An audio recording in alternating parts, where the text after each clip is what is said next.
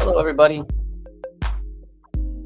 It's me, Albert Steed, Chief Nerd at Advanced Computer Solutions, coming to you live from the great northern Michigan. Start our show as we always do with our salute to our small business owners. Love you. Thank you. Think you're the greatest people on earth. We know you work hard. And we really like that you're listening to this show. Have the biggest show that I've had in a long time. Like it. Going away for so long. Lots of great stories popping into our world today. So we're going to jump right into it. Today's Thursday, August 20th.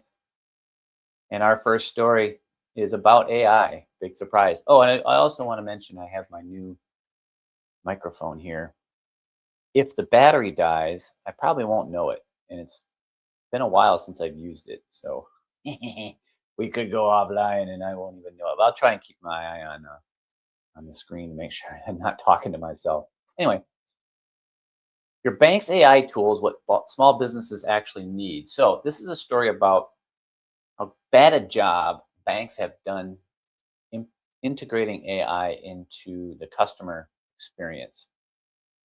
And I use Chase Bank, and I don't think Chase uses AIs at all in anything. Now, there are AIs in some of my tools. We'll say QuickBooks has got an AI that I don't know. When I first saw it, I thought it was really cool and I was a little excited about it. And I've yet to use it since that first time. I don't know if you guys have seen that same thing where the AI is really stupid. It has some information and you go to like really try and do things that you couldn't do before with it, right? So my big one's always been Excel. Hey, Excel, do XYZ with this data. And Excel's like, can't do that with an AI. It's just, I don't know, dumb is the right word, I guess. So, anyways, banks are now under pressure to retool their AI roadmaps because people want to know things like uh, this is what the story's saying, anyways. What cash flow is going to look like over the next month or two? And I guess an AI is something that could help with that. I don't know. Cash flow problems are cited as the number one reason small businesses fail. And so, yeah. So, when's the last time your bank actually implemented something for you that was actually helpful? I guess that would be a good question. I know that for Chase, for me, I've been using Chase now for decades. What they do for me that makes my life easier is they have strong security measures. To me, that's the most important thing the bank can do. I like to tell the story about how, I don't know if you know this, but the regulations around your business account are, are not as strong as the regulations around your personal account. So if you get money stolen out of your business account, you're kind of screwed. You kind of have nowhere to go. The bank isn't going to help you because they don't have to. Now your personal account, there's rules and regulations. The government's kind of stepped in. So you've got to have strong security on your business bank account.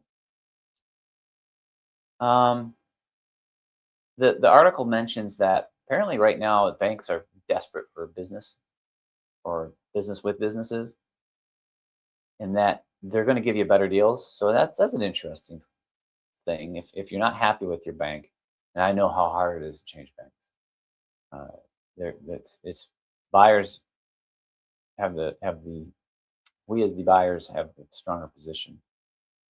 So yeah, and then I don't know. The article mentions that there are other AI tools that are kind of eating the bank's lunch. I'm not using any of these. Let's see if I can find the names of these tools in the article here. Do, do, do, do. So smaller institutions, especially feeling the need to deliver. Yeah, I read it. Oh, meanwhile, fintech platforms like Relay, Melio, and Mercury. Have you guys ever heard, or used those? I'll look into them. I like add-on tools because they always do a better job than what the actual tool itself seems to be able to do, especially when it comes to AI. So yeah, that's what's going on in the world of AI and banking. find it very interesting. Our second article, AI-powered attacks are now targeting shop floor machines. So federal agencies have issued warning that threat actors are now using artificial intelligence to craft sophisticated exploits targeting Siemens S7 programmable logic controllers. So this is for my manufacturers. All of you have some risk here. None of you are keeping up on these tools. And I've said it in the past. It's too expensive. That the idea of updating a machine that functions, and for some of them has functioned for decades, doesn't make a lot of sense. So uh, but these shop floor are often they're attached to the same network as your back office, and that's a problem. And we do this for a reason, because these machines need to talk to the servers and such to get the data they need to be able to do the work they do. So we'll be talking about this as time goes by, putting it into TBRs, running some projects to isolate these machines further, so we can further protect you. So what's the kind of the new thing going on here? Well, what the article is saying is um, the because of the AI, they likened it to Stuxnet, which was a big deal back a couple 10 years ago. Um, but that Stuxnet was run by nation states, and this is just your average just tech nerd, because of the powerful tools that AI brings, and they are powerful and they are extremely enabling. You can do all kinds of stuff that you weren't able to do before. You can take a dumb person and make him very dangerous. Over the past 3 years, small manufacturers have increasingly connected shop floor equipment to the internet for efficiency gain. Well, yeah, longer than 3 years. Remote diagnostics, under support, and real-time monitoring. Real-time monitoring is a good one, because we're going to start to want to bring AI into the machines themselves, monitoring the machines intelligently. And so that means these machines are going to definitely you're going to want them on the network. Do you know which one of your machines are reachable from the internet? Hopefully none of them are from the internet, but I do know that many of the machines are on the network, which is internet enabled for the most part. And what is the risk? Well, the risk is it's the back office getting into your accounts payable, receivables, file shares, stuff like that. This article points out that they could damage the machines. Now, to me, that's a huge risk. If the machines get damaged, it's going to take time to get them back online, and it's going to take highly skilled, skilled people. Your average IT guy isn't going to go into a Siemens S7 controller, programmable logic controller, and be able to bring it back. It's not what we do. We build networks, we protect the networks, we build IT systems. We're not Siemens S7 experts. So you're going to have to pay a lot of money to somebody to get these machines back online. So we want to make sure this doesn't happen. Run a scan using a tool like Shodan. Check whether your industrial equipment or PLCs are visible.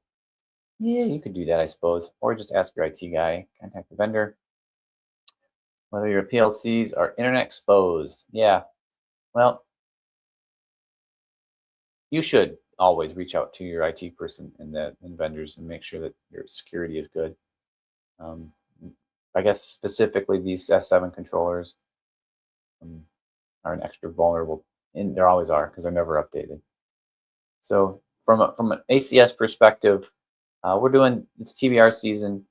It's always TBR season. I don't know if you guys know what those TBR stands for, Technology Business Reviews, and that's where we look over your network to make sure that things are configured the way they need to, make sure you got investments where you need it to be, so that you can meet your goals going forward.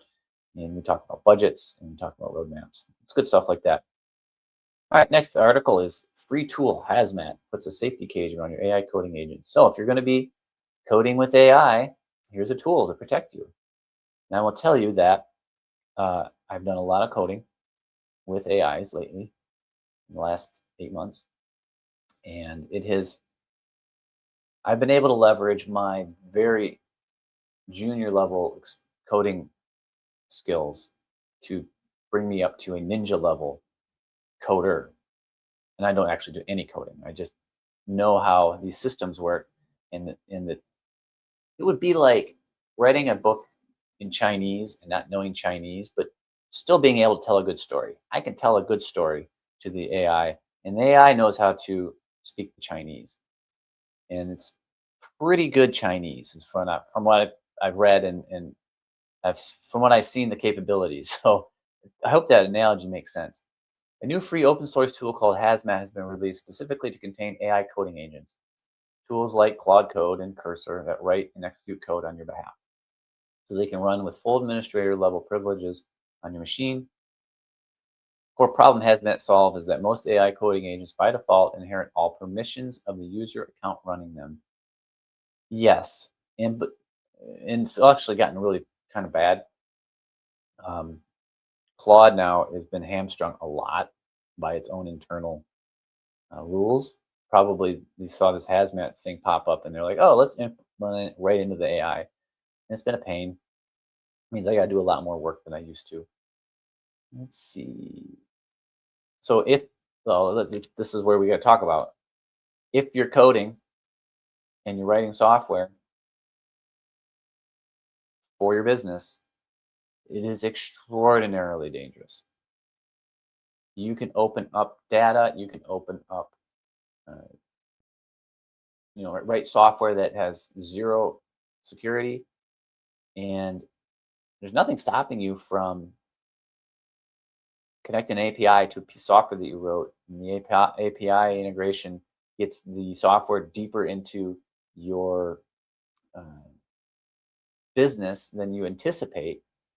And if the software's got a hole, got a bug, and I guarantee you it does, they all do. These AIs are not writing secure software, especially if you don't know what you're doing. They're going to save security keys all over in plain text. They're going to open up ports. They're going to do all kinds of stuff because their job is to do the job, and they will break everything in order to get the job done. They will go around.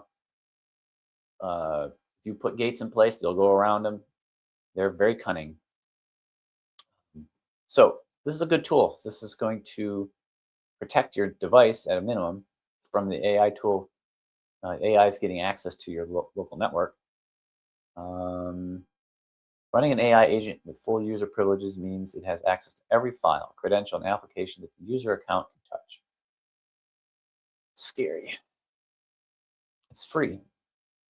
So I'm not running this yet, but I think I might. I know that from my perspective, I keep my privileges down. I have my passwords and everything encrypted in a way that it can't get to it because it's got biometrics.